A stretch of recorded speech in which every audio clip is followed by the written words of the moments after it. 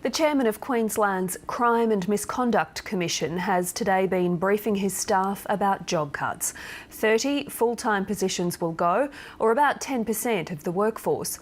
The figures were revealed during this week's budget estimates hearings, along with a review of the laws governing the CMC. The state government is concerned the Commission can become a plaything of politicians who misuse the complaints process to try to damage their opponents. The opposition says the review is unnecessary and that the Crime and Misconduct Commission should be left alone. In the heat of the election campaign, Labor let accusations fly as Anna Bligh tried to discredit Campbell Newman. Dodgy donations, they involve a dodgy development approval and they add up to a dodgy deal. The LNP now has one leader who is the subject of 3 CMC probes. She's clinging to smear and innuendo like a drunk clinging to a light pole. In the end, the mud didn't stick. Mr Newman romped into power. And ultimately, the Crime and Misconduct Commission found nothing.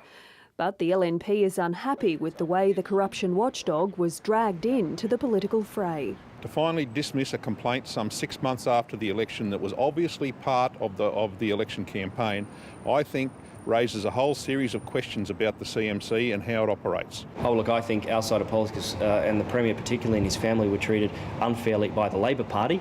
The CMC were in a position caused by the Labor Party, so I hold no grudge with the CMC at all. But the Attorney-General has announced an independent review of the Commission. I think for too long now the CMC has been used as a political football. What we're wanting to do is get to the bottom of this. He says he doesn't want to stop CMC investigators from probing allegations.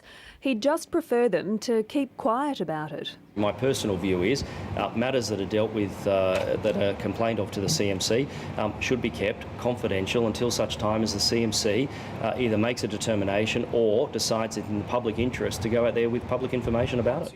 It made for an awkward estimates hearing at Parliament this week as the Attorney and the CMC Chairman, Ross Martin, shared the same table, facing questioning from the opposition about budget cuts. How many staff are you going to lose, Mr Martin? There will be a disproportionately large effect on our staffing. We will lose a significant number of staff. The exact number, 30 positions, or in monetary terms, a 1% cut to the CMC's budget. Does your government not value the role that the CMC plays? The government does value the work of the CMC. That's why 30 full-time positions are going. Mr Chair, the government does value the work of the CMC. That's why today I've announced an independent review. Well, to speak about that review, the chairwoman of the Parliamentary Crime and Misconduct Committee, Liz Cunningham, joined me earlier.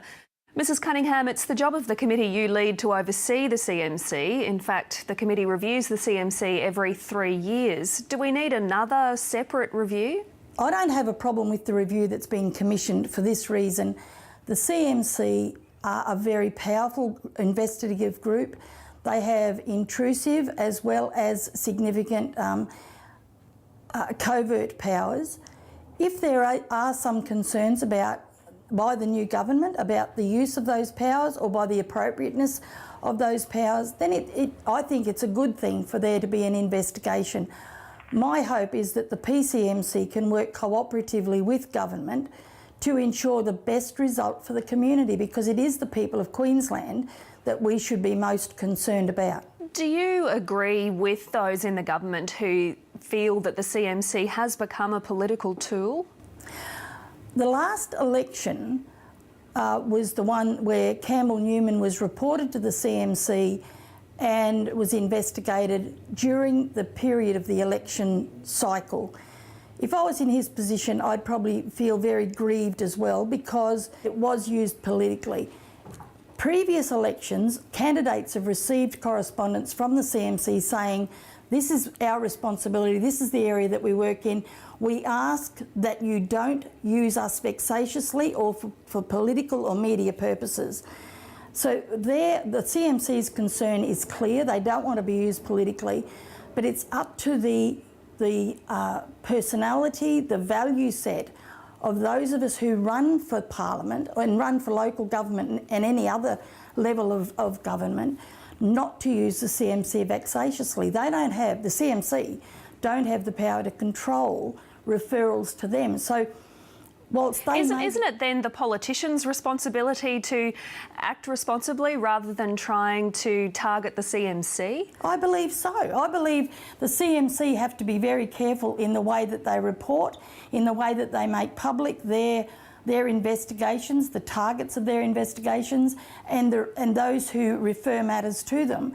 But those of us that stand as candidates, and it's predominantly federal, state and local councils, but for the CMC it's Queensland, councils and state parliament, those of us that run as candidates for those positions, we need to be responsible as well to make sure that we don't make vexatious or politically motivated referrals.